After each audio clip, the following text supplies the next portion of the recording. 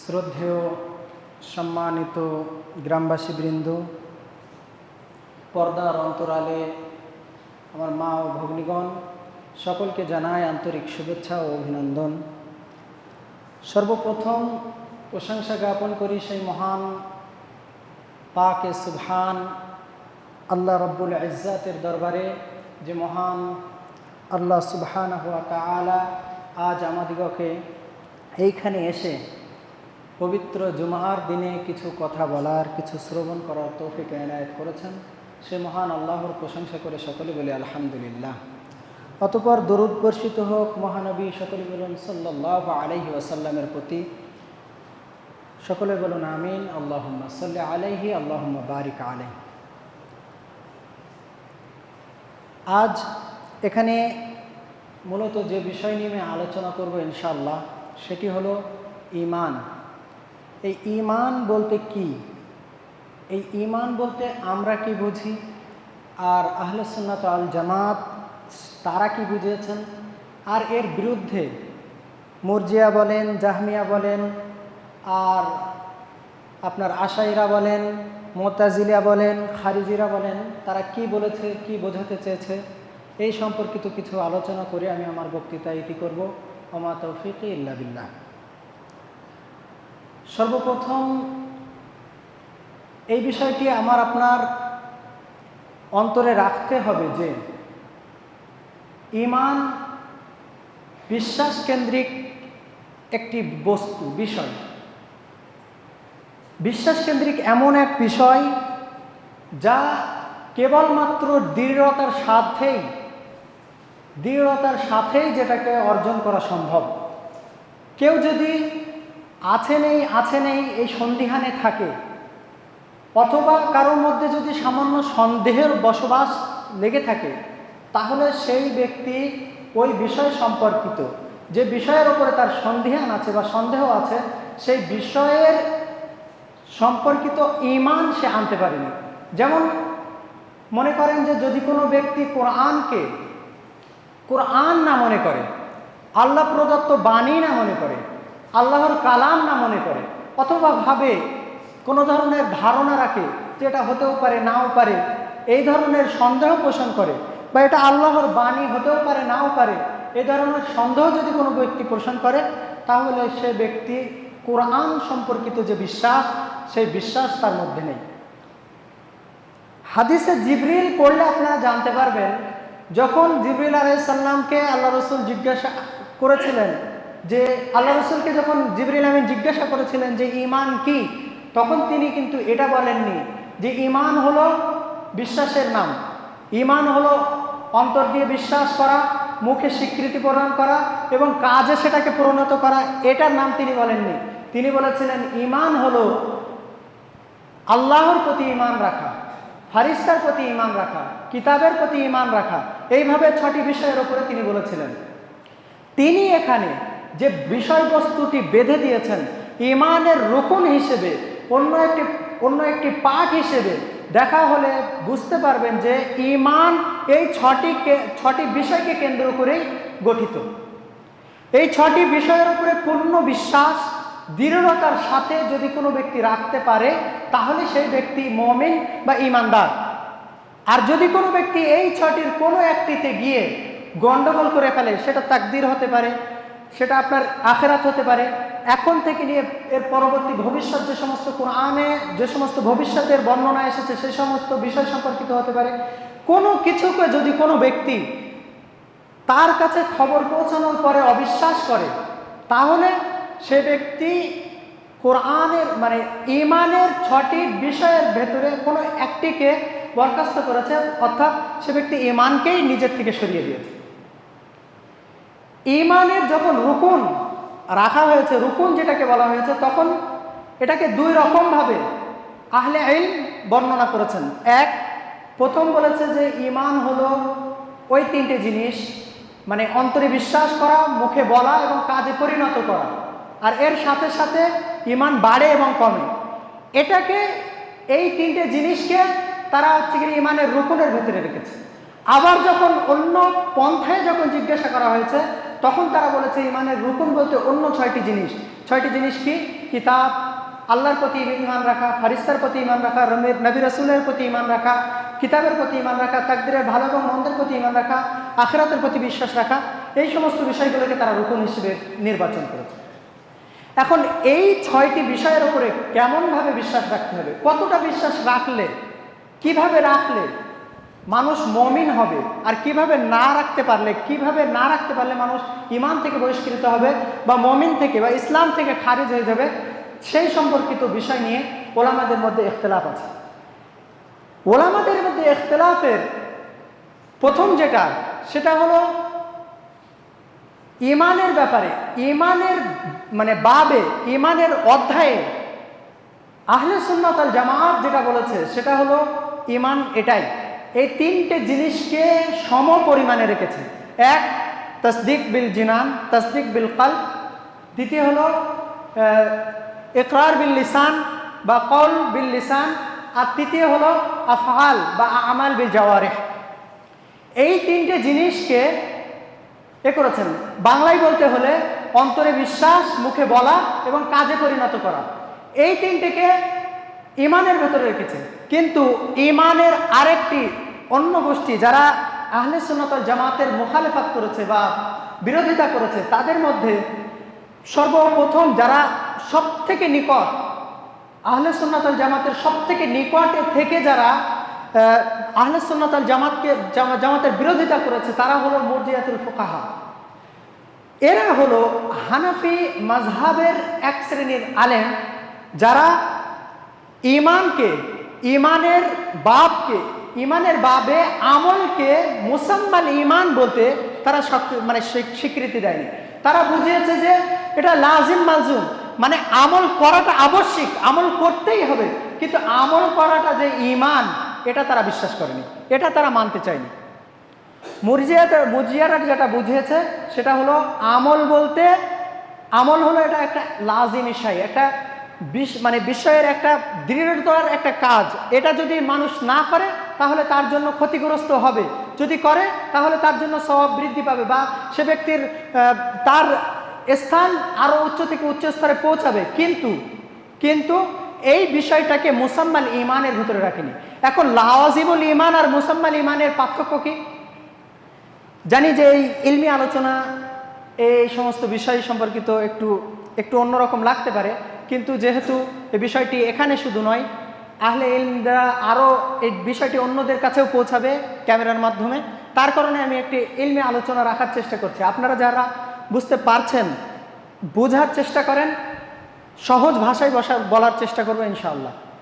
লাওয়াজিমুল ঈমান আবশ্যিক একটা, আর মুসাম্মাল ঈমান ওটা জিনিসটাই হলো ঈমান।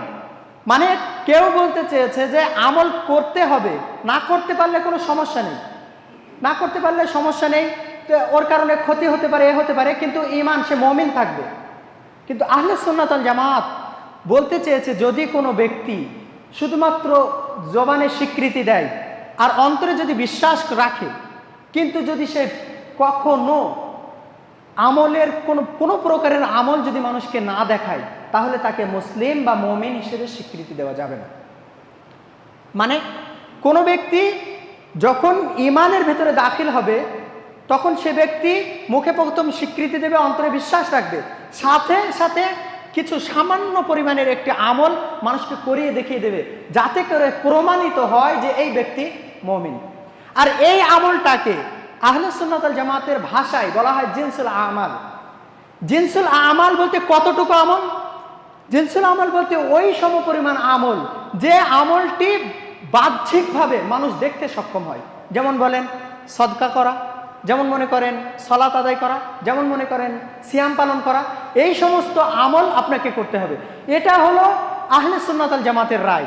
কিন্তু যে মুরজিয়াতুল ফুকাহা বা হানাফি যে সমস্ত উলামারা আছেন, তারা বলতে চেয়েছেন যে না, যদি কোনো ব্যক্তি ইকরার বিল লিসান, মানুষের সামনে মুখে মুখে একবার বলে দেয়, আর কখনো যদি কোনো প্রকার আমল না করিয়ে দেখায়, তবুও সে ঈমানের মধ্যে দাখিল হয়ে যাবে, সে মুমিন হয়ে যাবে। এইখানে আহলে সুন্নাত ওয়াল জামাত এবং মুরজিয়াতুল ফুকাহাদের মধ্যে একটি ইখতিলাফ। দ্বিতীয় যারা আহলে সুন্নাত ওয়াল জামাতের মুখালিফাত করেছে, তারাও অনেকটাই আহলে সুন্নাত ওয়াল জামাতের মতো, কিন্তু তারা একটু ভিন্ন পন্থা বা ভিন্ন রাস্তা অবলম্বন করেছে। আচ্ছা, ইমান যে মানুষ মানে আমল যে ইমানের মধ্যে দাখিল, আমলকে যে ইমান বলা হয়েছে তার দলিল হিসেবে নবী মুহাম্মদ সাল্লাল্লাহু আলাইহি ওয়াসাল্লাম বলেছেন, আল ঈমানু বিদউ ওয়া সাবউনা শু'বাতান আ'লাহা লা ইলাহা ইল্লাল্লাহ ওয়া আদনাহা ইমাতাতুল আযা আনিত তরিক। ইমানের মানে ইমানের 70-এর অধিক শাখা আছে, তার সবথেকে উচ্চ শিখরের যে শাখা সেটা হলো লা ইলাহা ইল্লাল্লাহ, এবং সর্বনিম্ন যে শাখা সেটা হলো পথের কাঁটা সরিয়ে দেওয়া, কষ্টদায়ক বস্তুকে পথ থেকে সরিয়ে দেওয়া। এখন আপনি বলেন যে কষ্টদায়ক বস্তুকে সরিয়ে দেওয়া এটা আমল না ইমান? এটা আমল না ইমান? এটা আমল না বিশ্বাস? কাঁটা সরিয়ে দেওয়া এটা কি বিশ্বাস না আমল? আমল, এতে কোনো সন্দেহ নেই। যেহেতু এটা আমল, তথাপিও আল্লাহ রাসূল সাল্লাল্লাহু আলাইহি ওয়াসাল্লাম এই আমলকে ইমানের মধ্যে রেখেছেন, আমলকে ইমানের বাইরে রাখেননি। আল্লাহ রাসূল সাল্লাল্লাহু আলাইহি ওয়াসাল্লাম এটা বলেননি যে আমলের কিছু শাখা আছে, আল্লাহ রাসূল বলেছেন যে ইমানের কিছু শাখা আছে। ইমানের শাখার উচ্চ শিখরে হলো লা ইলাহা ইল্লাল্লাহ, আর নিচু শিখর মানে নিচু শিখরের মানে একেবারে নিম্ন শিখরের যেটা আমল সেটা হলো পথ থেকে কষ্টদায়ক বস্তুকে সরিয়ে দেওয়া। এটা প্রমাণ করে যে আমল মুসাম্মাল ইমানের মধ্যে নাকি লাওয়াজিমুল ইমানের মধ্যে। আপনি যদি আমল কিছুটা জিনসুল আমাল করে দেখিয়ে দিয়ে নিজেকে মুসলিম বলে অভিহিত করে আল্লাহর কাছে নিজেকে সঁপে দিয়ে তারপরে যদি কখনো আমল করতে ব্যর্থ হন, তখন গিয়ে এইবারে গিয়ে এই পন্থাতে এই অবস্থাতে দুটো জমাতের আবার ইখতিলাফ। এখন এই অবস্থাতে গিয়ে খাওয়ারিজ আর মুতাজিলা এরা বলছে যে ঈমান হলো মুখে স্বীকৃতি দেওয়া, অন্তরে বিশ্বাস করা, কাজে পরিণত করা। কিন্তু এরা আর একটি শর্ত রেখেছে, সেটা হলো যদি কোনো ব্যক্তি এর মধ্যে ছেড়ে দেয়, সামান্য ছেড়ে দেয়, মানে ইদা যাহাবাল বাদ যাহাবা কুল্লুহু, যদি কোনো ব্যক্তি আমল করতে গিয়ে সামান্য আমল ছেড়ে দেয়, যেমন মনে করেন কখনো কোনো যাকাত সে দিল না, বা রমজান মাসের কোনো একটি রোজা সে রাখলো না, যদি এমন কিছু হয় তাহলে ওই ব্যক্তি ঈমান থেকে পুরোপুরি খারিজ হয়ে যাবে। আমলকে তারা ঈমানের মধ্যে এমনভাবে দাখিল করেছে, এমনভাবে প্রবেশ করিয়েছে, তাদের কথা অনুসারে তারা বলতে চেয়েছে যে ঈমানের মধ্যে যদি কোনো ব্যক্তি মুমিন হওয়ার পরে যদি একদিন রোজা না রাখে, একদিন যদি যাকাত না দেয়, এক সময় যদি সে কোনো কাবিরা গুনাহে লিপ্ত হয়, তাহলে তার পরিপূর্ণ ঈমান চলে যাবে। মানে তাদের কাছে ঈমান বলতে আমাদের ঈমান যা, সেই পূর্ণবর্তী, মানে নবী রাসূলদের ঈমান তাই। ঈমান হয় সম্পূর্ণ হবে, নাই একেবারে শেষ হয়ে যাবে। যদি কারোর ঈমান থাকে তাহলে সম্পূর্ণ ঈমান, যদি না থাকে তার পূর্ণটাই যাবে। ইজা যাহাবাল বাদ যাহাবা কুল্লুহু, যদি বাজ কিছু চলে যায়, অল্প কিছু চলে যায়, তাহলে পূর্ণটাই চলে যাবে। তারা আরো বলে যে ঈমান হলো লা ইয়াতাজাজ্জাউ আনহু, মানে ঈমান যেটা সেটা সরিয়ে দেওয়ার নয়, এটাকে সরিয়ে দেওয়া যায় না। যে তুমি কম কিছু করে দিল, মানে কোনো ব্যক্তি মনে করেন 29টি রোজা রাখলো, 30টি রোজার মধ্যে সে 29টি রাখলো, আর একজন ব্যক্তি 30টি রাখলো, এই দুজনের সমান হতে পারে না। বলতে চাইছে যে একজন পরিপূর্ণ মুমিন, একজন পরিপূর্ণ কাফের। আর আহলে সুন্নাত ওয়াল জামাত যেটা বলতে চায় সেটা হলো এই, ওই ফরজ ইবাদত ছেড়ে দেওয়ার কারণে ওই ব্যক্তি গুনাহগার হবে। গুনাহগার তো আর আহলে কাবায়েরদের মধ্যে হবে, ফাসিকদের মধ্যে হবে, ফাজিরদের মধ্যে হবে, কিন্তু সেই ব্যক্তি পরিপূর্ণরূপে ইসলাম থেকে বহিষ্কৃত হবে না। যদি আজকের এমনটা হয়, তাহলে বলুন তো, আপনার স্ত্রী যদি রোজা রাখে পূর্ণ মাস, আর আপনি যদি একটি রোজা ছেড়ে দেন, তাহলে আপনার এবং আপনার স্ত্রীর এই বিবাহ, এই বন্ধন কি সম্ভব হবে? একজন কাফির এবং একজন মুসলিমের বিবাহ বন্ধন কি সম্ভব? একজন কাফিরের জানাজা পড়া কি জায়েজ? একজন কাফিরের মনে করেন এমনভাবে, একজন কাফের কি তার পিতার সম্পত্তি পাবে? একজন কাফের কি তার নিজের সন্তান, মানে একজন মুসলিম কি তার পিতা মানে কাফের সন্তান মানে সম্পদ কি পাবে? এইভাবে অনেকগুলো মাসআলা চলে আসবে, যেটা একটা জটিল বিষয়ে দাঁড়াবে। এই বিষয়টিকে মুতাজিলা এবং খাওয়ারিজ এরা আহলে সুন্নাত ওয়াল জামাত থেকে পৃথক করেছে। এবং তাদের মধ্যে মুতাজিলা এবং খাওয়ারিজদের মধ্যে আবার তারা দুই রকমভাবে ভাগ করেছে। মুতাজিলা যারা, তারা বলে যে এরা হলো লা ইলাহা হাউলা ওয়া লা ইলাহা হাউলা, দুনিয়াতে তারা কাফের নয়, তারা ইসলাম নামে নামকরণ হবে, তাদেরকে মুমিন নামে নামকরণ করা হবে, মুমিনদের সাথে যে সমস্ত ব্যবহার করা হয় তাদের সাথেও সেই সমস্ত ব্যবহার করা হবে, তাদের জানাজা পড়তে হবে, তাদের দাওয়াত খেতে হবে, তাদের মহিলাদের সাথে বিবাহ করা যাবে, তাদের পুরুষের সাথে বিবাহ করা যাবে, তাদের আরো অন্যান্য ইসলামের সব কিছু করা যাবে তাদের, কিন্তু আখিরাতে গিয়ে তারা খুলুদ ফিন্নার, চিরস্থায়ী জাহান্নামে যাবে তারা। এটা হলো মুতাজিলাদের আকীদা। আর খাওয়ারিজদের আকীদা হলো যদি কোনো ব্যক্তি জেনে শুনে এক ওয়াক্ত মানে এক দিনের রোজা যদি কোনো ব্যক্তি না রাখে, একদিনের সিয়াম যদি কোনো ব্যক্তি পালন না করে, তাহলে সে ব্যক্তি মুরতাদ হয়ে যাবে, সে হত্যাযোগ্য হবে। এটা হলো খাওয়ারিজদের আকীদা। এই সমস্ত আকীদা পোষণ করে আহলে সুন্নাত ওয়াল জামাআতের বিরোধিতা তারা করেছে। এর পরবর্তীতে আহলে সুন্নাত ওয়াল জামাআতের আরেকটি শব্দ বেশি আছে, সেটি হলো আল ঈমান ইয়াজিদু ওয়া ইয়ানকুস, ঈমান বাড়ে এবং কমে। মুতাজিলা বলেন, খাওয়ারিজ বলেন আর মুরজিয়া বলেন, সকলের মত একই যে ঈমান বাড়ে এবং কমে, এমনটা নয়, ঈমান বাড়ে কমে না। কিন্তু মুরজিয়াদের মধ্যে যারা ফুকাহে হানাফি, তারা কিন্তু আবার এই বিষয়টি বিশ্বাস রাখে। তাদের ব্যতি রেখে অন্য যারা মনে করেন মুরজিয়াতুল ফালসাফি, যারা ফালসাফা, কিছু মুরজিয়া আছে যারা মনে করেন যে ফালসাফাতে বিশ্বাসী, মানে দর্শনে বিশ্বাসী, এই দর্শনে বিশ্বাসী কিছু ওলামা আর খাওয়ারিজদের মধ্যে মুতাজিলাদের মধ্যে কিছু ওলামা, তারা বলতে চেয়েছে যে না, ঈমান পরিপূর্ণরূপে বাড়ে কমে না। আপনার ঈমান যা, মুহাম্মদ সাল্লাল্লাহু আলাইহি ওয়াসাল্লামের ঈমান তাই। আপনার ঈমান যা, আবু বকর রাদিয়াল্লাহু তাআলা আনহুর ঈমান তাই। আপনার ঈমান যা, উসমান, ওমর রাদিয়াল্লাহু তাআলা আনহুম আজমাইনদের ঈমান একই পরিমাণের, পর্যায় একই। তাহলে এদের যে বৃদ্ধিটা কিসের জন্য? কেননা তারা আমল করেছে বেশি, তারা পরিশ্রম করেছে বেশি, পরিশ্রমের কারণে তারা বেশি পর্যায়ে পাবে। তারা বলতে চায় যে জান্নাতের যে 7টি স্তর দেওয়া হয়েছে, আল্লাহ রাসূল সাল্লাল্লাহু আলাইহি ওয়াসাল্লাম যে জান্নাতের স্তর মানে আমাদের সম্মুখে যে রেখেছেন, 7টি যে স্তর রেখেছেন, সেই 7টি স্তরকে কেন্দ্র করে তারা বলতে চায় যে এটা হবে আমলগতভাবে নাকি ঈমানের উপরে। কিন্তু কোরআন ও সুন্নাহ একেবারে স্পষ্টভাবে বলা হয়েছে যে ঈমান বৃদ্ধি পায় এবং কমে। আর এটি বিশ্বাস রাখা, এটা ইতিকাদ রাখা একটি অন্যতম পর্যায়ের একটি। আর এটিকে প্রমাণ করার জন্য ইমাম বুখারী নিজের কিতাবুল বাদুল ওয়াহি ব্যতি রেখে কিতাবুল ঈমানের ভেতরে যত সংখ্যক হাদিস নিয়ে এসেছে, বেশি সংখ্যক হাদিসে তিনি এটাই প্রমাণ করেছেন যে ঈমান বৃদ্ধি পায় এবং কমে। তার প্রথম তিনি যে আয়াতটি দিয়ে তিনি ইস্তেদলাল করেছেন সেটা হলো আল্লাহ সুবহানাহু ওয়া তাআলা কোরআনের মধ্যে বলেছেন, ওয়াইদা তুলিয়াত আলাইহিম আয়াতুহু যাদাতুহু ঈমানা ওয়া আলা রাব্বিহিম ইয়াতাওয়াক্কালুন, যখন তাদের সম্মুখে কোরআনের আয়াতসমূহ তিলাওয়াত করা হয় তখন তাদের ঈমান বৃদ্ধি পায়। আজকের আমার আপনার ঈমান বৃদ্ধি এবং কমার কারণেই আমি আপনি আমল থেকে এত দুঃখে, আমল থেকে বেরোক হওয়ার সবথেকে বড় কারণ হলো ঈমানের কমি। যার আমল যত বৃদ্ধি পাবে ঈমান তত বৃদ্ধি পাবে, যার আমল যত ঘটে যাবে তার ঈমান তত ঘটে যাবে। আমলের তার আমল যদি উত্তম পর্যায়ের হয়, সর্বাধিক উত্তম পর্যায়ের হয়, তাহলে তার ঈমানও সর্বাধিক উত্তম পর্যায়ের হবে। কেননা ঈমানের সাথে জুড়ে আছে ইখলাস, ঈমানের সাথে জুড়ে আছে ইতিকাদ, ঈমানের সাথে জুড়ে আছে আকীদা, ঈমানের সাথে জুড়ে আছে তাওহীদ।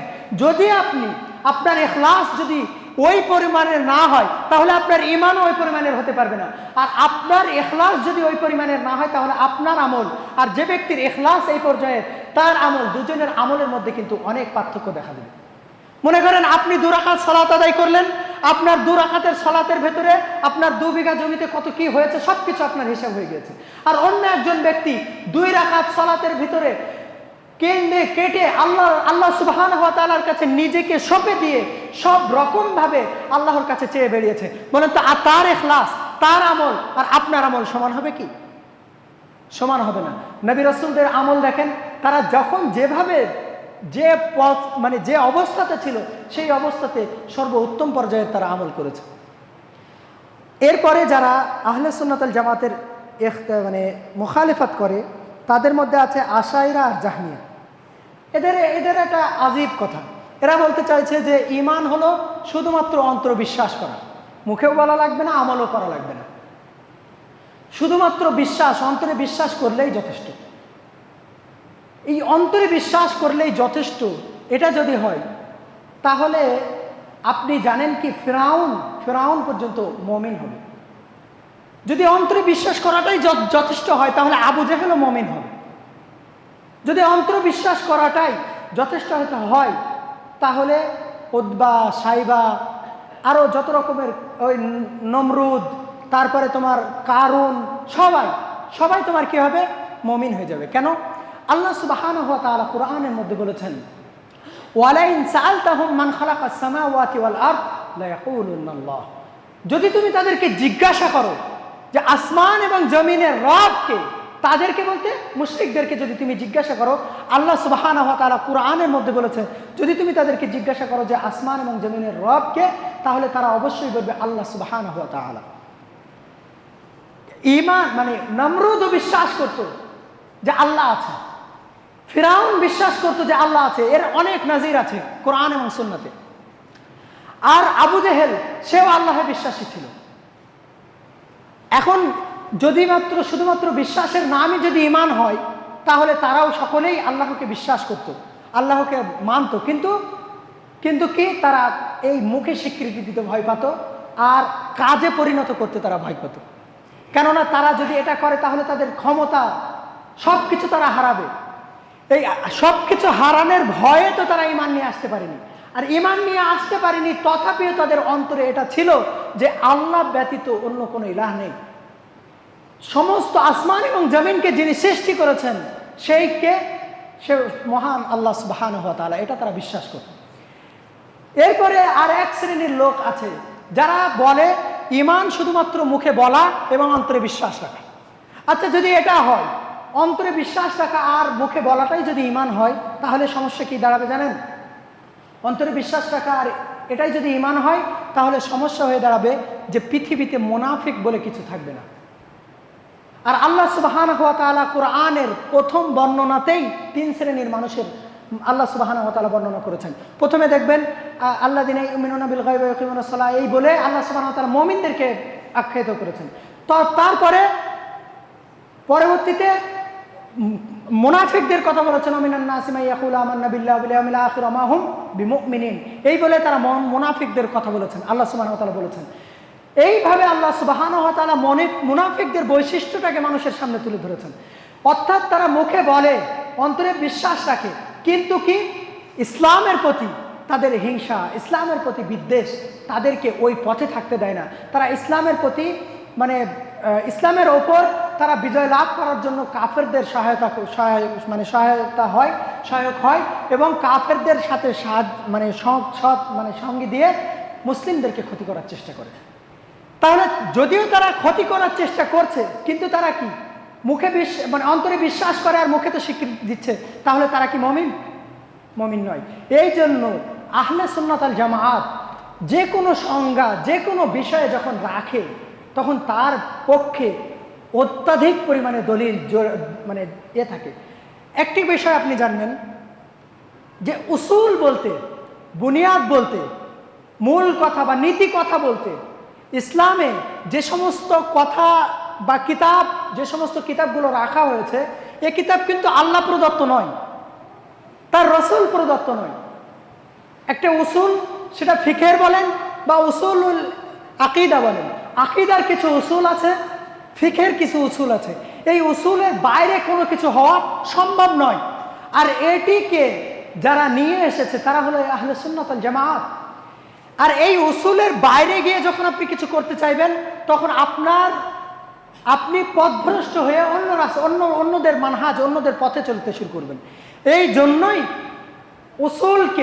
উসুলকে ধরে রেখে তার মতবাদটাকে বোঝার চেষ্টা করা, এটাই হলো আহলে সুন্নাত ওয়াল জামাতের প্রচেষ্টা বা আহলে সুন্নাত ওয়াল জামাতের দাবিকার মানে আহলে সুন্নাত ওয়াল জামাত দাবি করনেওয়ালা সমস্ত ব্যক্তির এটা হলো নৈতিক কর্তব্য যে তারা যে উসুলটাকে রেখে গিয়েছেন সেই উসুলকে ধরে রেখে তার ওপরেই দিনটাকে অটল রেখে চলার। আর এই উসুল এসেছে কোথা থেকে? নবী মুহাম্মদ সাল্লাল্লাহু আলাইহি সাল্লাম থেকে, তারপরে সাহাবী থেকে, তারপরে পরবর্তী যুগের সমস্ত মানে বিশিষ্ট বিশিষ্ট দায়ী, বিশিষ্ট মুস্তাহিদ, বিশিষ্ট বিশিষ্ট সালাফ থেকে এই উসুল চলে এসেছে। আর এই উসুলকে ফলো না করলে মানুষ কোন পর্যায়ে যেতে পারে সেটি নিয়ে আমি আমার দ্বিতীয় আলোচনায় রাখবো, ইনশাল্লাহ 4-5 মিনিটের হবে। একটি হাদিস আমি শেষে আলোচনা করে আমি আমার বক্তৃতা ইতি করবো, ওমা তৌফিক ইল্লা বিল্লাহ। এই বিষয়টিকে কেন্দ্র করে আপনারা মাথায় রাখার চেষ্টা করবেন যে আহলে সুন্নাত ওয়াল জামাত, এই জামাতকে ব্যতি রেখে সুযোগের বা নাজাতের কোনো রাস্তা নেই, কোনো প্রকারের রাস্তা নেই।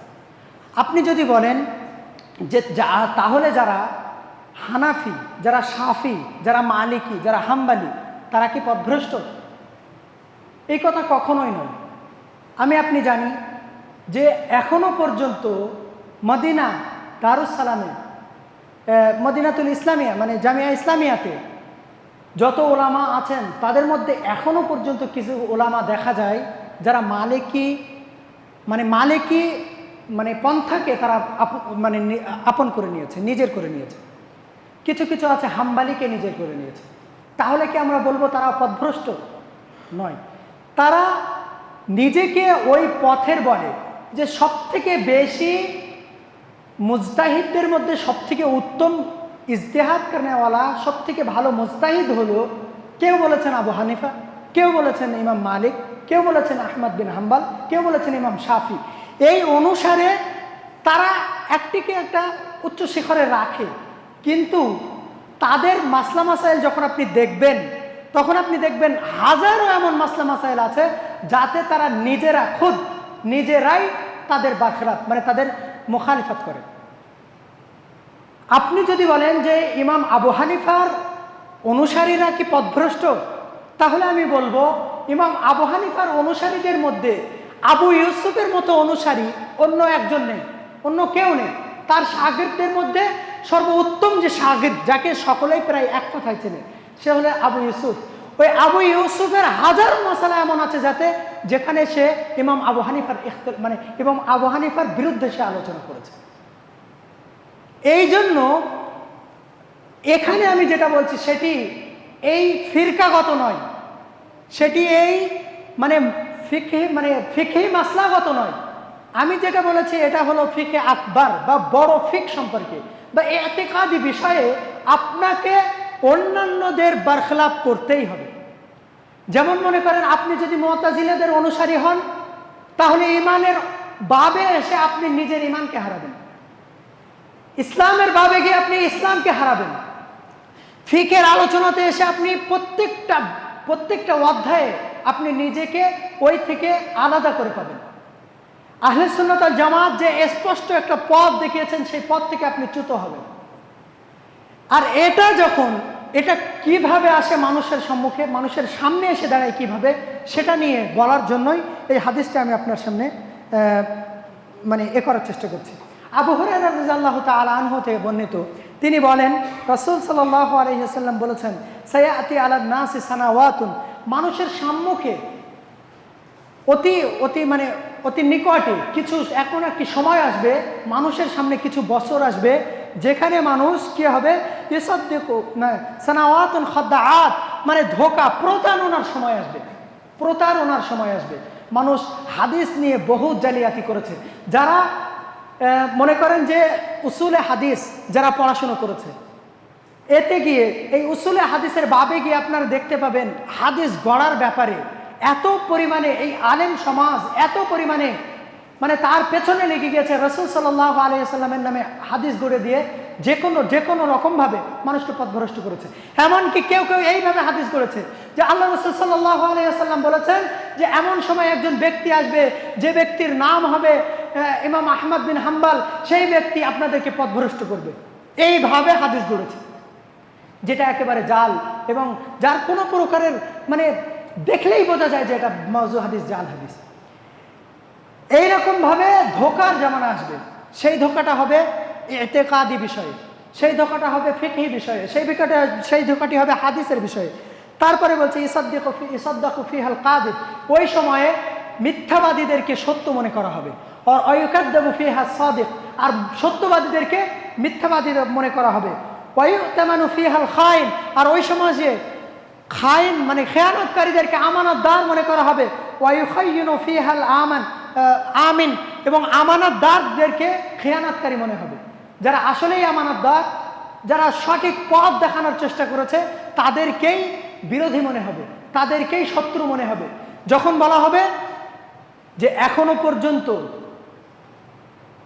ইসলাম যেভাবে অনড় হয়ে আছে, মুসলিমরা যেভাবে জাগ্রত হয়ে আছে, ইসলামের যে সমস্ত বাণীগুলো মানুষের সম্মুখে তুলে দেওয়া হচ্ছে, এই পর্যায়ে এসে আমাদের যুদ্ধ করা ঠিক হবে না, আমাদের মানুষের বিরুদ্ধে কথা বলা ঠিক হবে না, আমাদেরকে ওই বড় বড় রাষ্ট্রের বিরুদ্ধে কথা বলা ঠিক হবে না।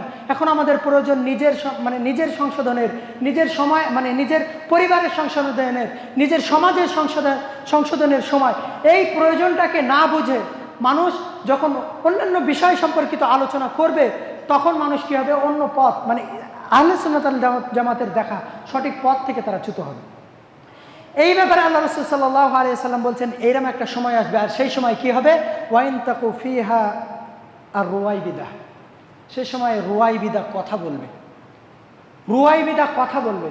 তখন সাহাবী রাদিয়াল্লাহু তাআলা আনহুম জিজ্ঞাসা করলেন যে আল্লাহ রাসূল মা হিয়া রুয়াইবিদা, রুয়াইবিদাটা কি, রুয়াইবিদা কি? তখন আল্লাহ রাসূল সাল্লাল্লাহু আলাইহি ওয়াসাল্লাম বললেন আর রাজুলুত তাফিহ ইয়াতাকাল্লামু ফি আমরিল আম্মাহ, মানে সাধারণ মানুষ আন্তর্জাতিক বিষয়ের কথা বলবে। দেখবে না যে সে ব্যক্তি নামাজ পড়ছে কিনা 5 ওয়াক্ত, তার ঘরে তার স্ত্রী পর্দা করছে কিনা, তার মা পর্দা করছে কিনা, তার বোন পর্দা করছে কিনা, তার বাড়ির পাশের বাড়ির মানুষেরা সঠিকভাবে নামাজ আদায় করছে কিনা।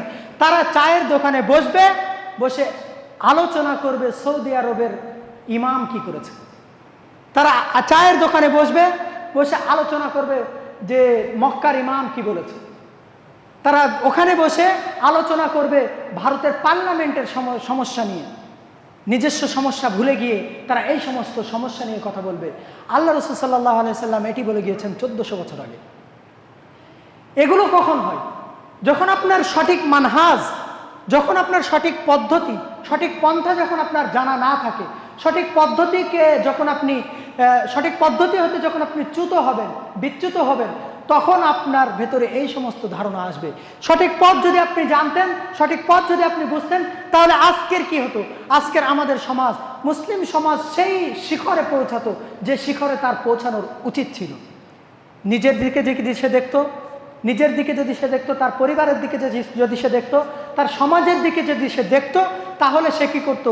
নিজের তারাক্কি, নিজের পরিবারের তারাক্কি, নিজের সমাজের তারাক্কি নিয়ে সে এগোতে পারতো।